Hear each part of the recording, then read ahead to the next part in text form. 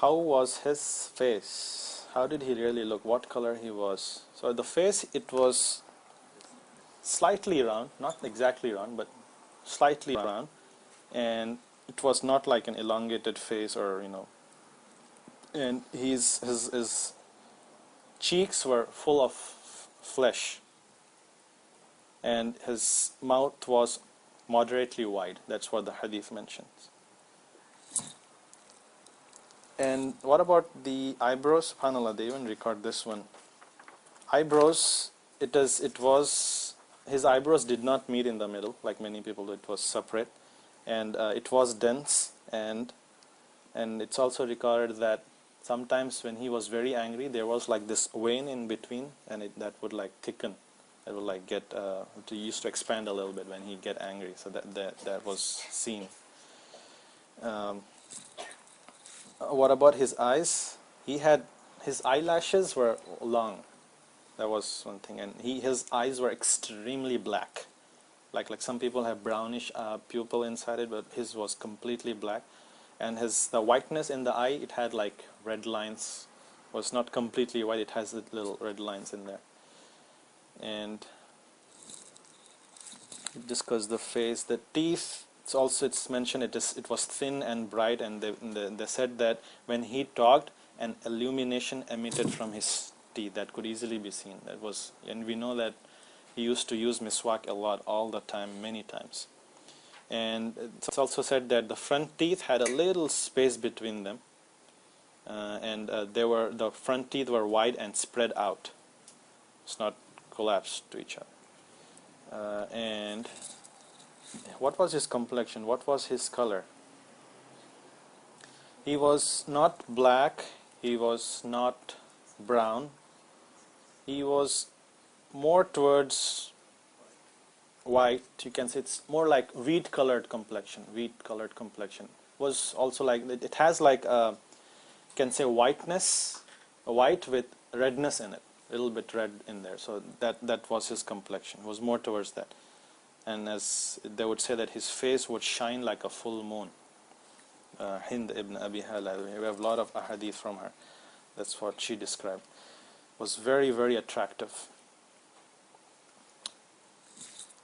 Let's look some more. The overall body of Rasulullah sallallahu alaihi wasallam. Was he tall or was he short? Average height. Slightly taller, but not tall. Slightly taller. At that time, actually, there was another incident. They talk, about Umar radiallahu anhu, right? He was very strong. He was very tall. Who was the short Sahabi? The short one was Abdullah ibn Mas'ud radiallahu anhu, and they said that difference was so much that when Umar radiallahu anhu would sit and Abdullah ibn Mas'ud would stand, they both will be same height. Subhanallah.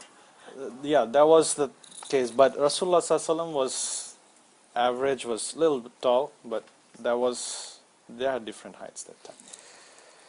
And shoulders, he had broad shoulders. Fully fleshed shoulders. And the portion between his shoulders were wide. There was white space between shoulders. That's what it is. And what about his hands? He had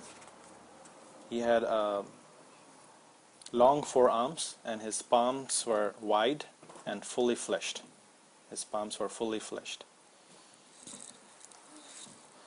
And his feet also, it was like moderately long. Toes were moderately long, and it's mentioned that it was very smooth. So like if water falls on it, it like goes away very quickly. So it was very smooth, and it was fleshy, little flesh on the heels. You can read all those ahadith, but I'm basically summarizing everything for you because there are a lot of repeating ahadith. Yeah, his build was overall a medium build. Was not like heavy build. He was average in most of the cases. And it's also mentioned that he used to rub olive oil on his body. He also put oil on his hair, but olive oil he used to rub on his body. And he used to say that he recommended people doing it because he said it comes from a blessed olive tree. So put oil on it. But in general, Sahaba radiallahu anhum, they recorded that in general state, Rasulullah sallallahu, he had a smell. That smell was like musk. That was natural for him. That subhanallah. His whole body was like a barakah for them. When he would make wudu, people would just run to grab it. So his body would automatically, naturally emit this smell of musk. We'll discuss what we call the seal of the prophethood. What is the seal of prophethood? It was a miracle from Allah subhanahu wa ta'ala. It is a miracle, a birthmark that you can say. He had this since his birth, and it was a sign of prophethood. It was a mark on his body that was a sign of the prophethood from Allah subhanahu wa ta'ala. What was the location of that seal? On the back of the shoulders. That was the location. It was situated between the back of the shoulders, and it was a miracle, as I said. And how did it look? How did it look? It's like, I put these two pictures. We don't know how it looked, but we have hints from the hadith. It had a texture of cauliflower. That's the scholars, what they say. It has a texture of cauliflower, and it's like the size of like a quarter, you can say, or a pigeon egg, a little bit smaller. It's not chicken egg, is a little bigger, but pigeon egg is smaller. Size of a quarter, and it's like a raised flesh. So the shoulder, you have like a raised flesh coming out of it, and it was reddish in color. It was reddish in color, and there was like a like hair around that mark.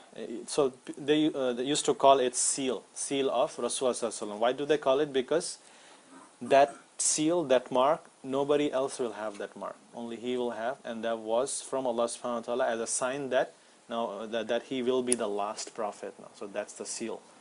So there will be no person having that mark. Used to touch it for barakah. That was something that came from Allah subhanahu wa ta'ala, and his whole body in general was a barakah. Yeah, one thing that I also have here is that he used to put kuhl in his eyes. You know what kuhl is, right? What do you call in? They call it surma or antimony, collyrium, yeah, kajal. There are many names that people call in Indian subcontinent, but it is. Some scholars said that it is mustahab sunnah to put it. Some scholars said that it was culture specific. So it was used as medicine at that time. So people used to put that in their eye, and the people said that it will brighten your eyesight if you put that kohl in your eyes. It's still available today, but again, it was during those days it was a sign of beautification. It was a sign of beautification. But as we know, in today's culture, it is not that practice. So some scholars said that if you know your society doesn't do it, then don't use it. Even the scholars who said that use it, they agree to the fact that this kohl is sometimes harmful for some specific people. Maybe some allergic reaction or something. So people like sometimes run after sunnah, but they have to be very practical. Sometimes it won't really affect them or help them because it might not be compatible with their bodies.